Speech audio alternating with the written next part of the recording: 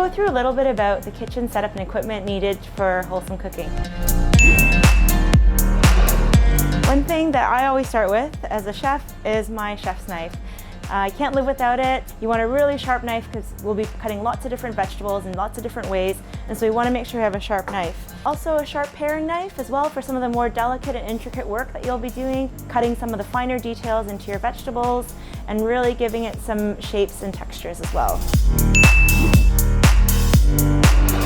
I also can't live without a zester. I think a lot of times when we're eating things like salads and a lot of fresh dishes, nothing is better than adding just a little bit of lemon zest or a little bit of lime zest or orange zest or grapefruit zest, anything you can zest onto your dish. So I always have one of these guys.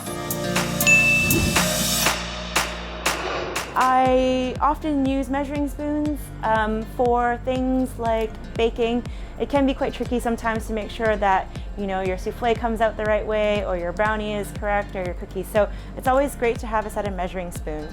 A scale. So having a scale is really, really important. Actually, the scale is not for us as chefs, but it's actually for helping your team execute the dish that you want them to execute to ensure consistency across your restaurant. You weigh everything so that your team can then follow the recipes you've created for them.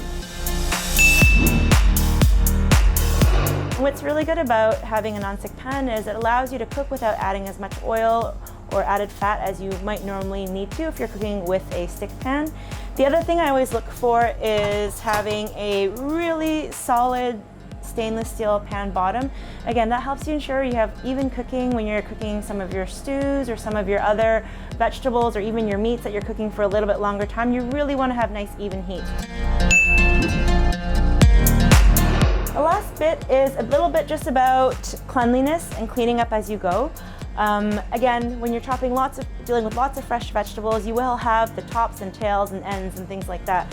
So I always keep a bowl for rubbish that will go into the bin, and the other bowl I always keep for odds and ends that I can use for my stock at the end of the week. And all these different vegetables add a lot of flavor to your broth while minimizing wastage.